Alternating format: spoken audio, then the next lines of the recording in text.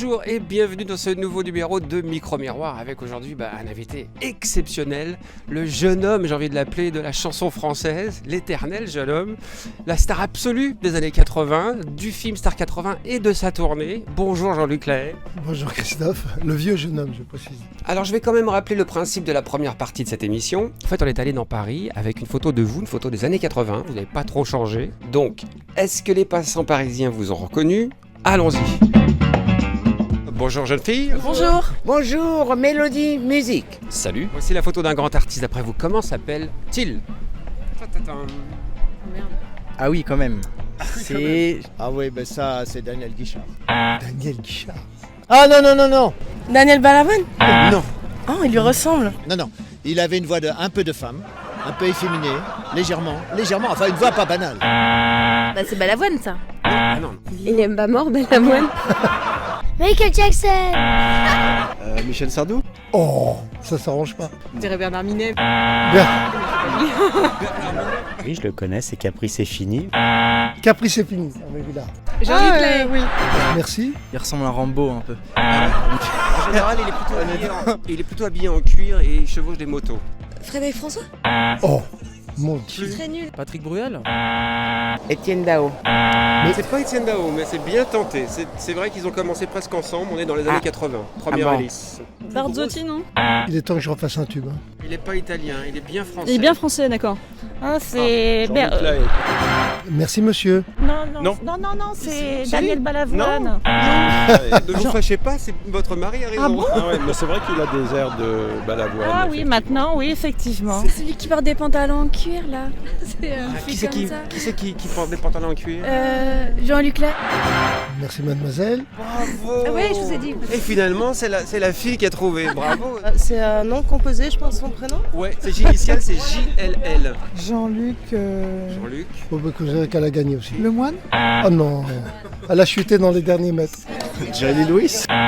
Chérie Lewis. Est-ce que c'est une personne qui a été un peu le souffre-douleur d'un humoriste du style Laurent Baffy? C'est possible, ouais. Ah non, si, celui qui chante femme là. Ouais. Femme. Simplement, je te dis. La chanson est plus connue que moi. Ça. Que je t'aime. Que je t'aime. Je t'aime. Oh, c'est beau. Ça, c'est bien. Comme un soleil. Qui brille dans la nuit. Patrick Juvet ou... C'est pas Patrick Juvet, non. Le mec qui a fait le Sud là. Nino Ferrer. Ouais. Ça s'arrange pas. Philippe Laville. C'est Non. pas Philippe Laville. C'est pas Bachelet, non? C'est pas Bachelet, Non. non. Allez, Maître Gims. Ah non, mais... En blanc. Non. Jean-Luc Lahaye. Ah, mon barbu a trouvé. Je pensais que c'était quelqu'un de moins connu, genre avec un nom à la con, genre Cookie Digulaire. Digulaire. Je crois que c'était un nom comme ça. Il y avait un truc avec papa aussi. Papa chanteur. Papa bonheur. Maman bonheur. C'est la maison de Dalida au fond, rue d'Orchamps. Pleure pas, bébé bonheur. La vie vient de faire une fleur. Ah, papa chanteur. Ça c'est bien, on a la chanson en entier. Ah, c'est Lahaye. Jean-Luc Lahaye.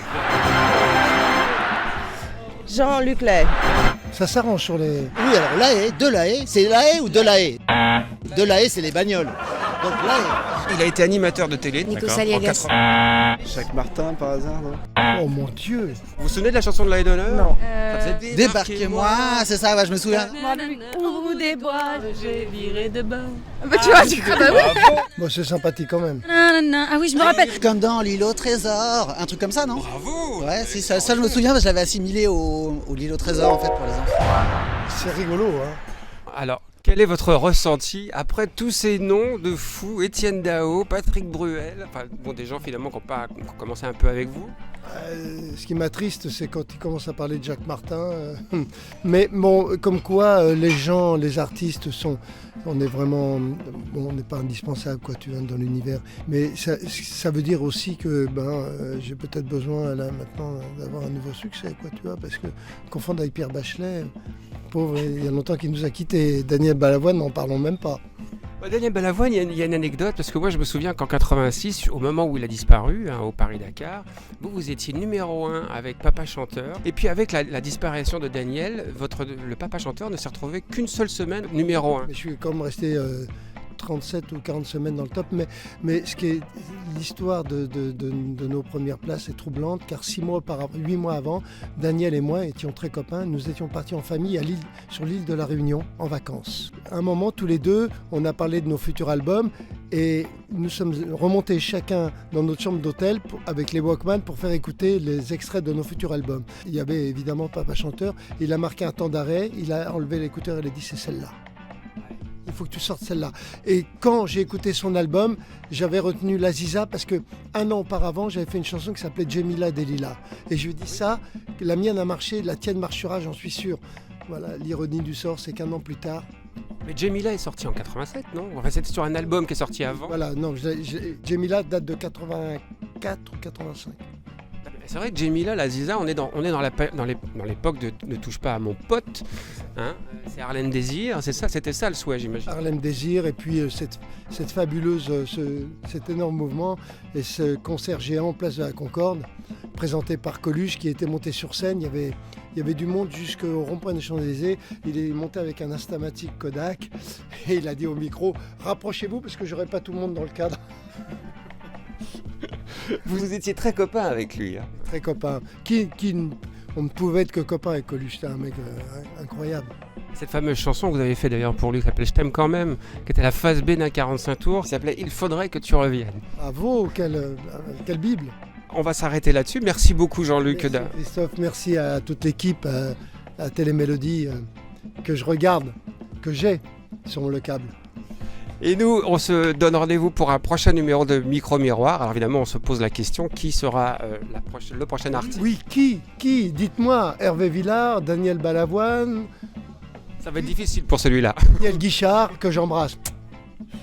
Merci Jean-Luc, à très bientôt. Au revoir.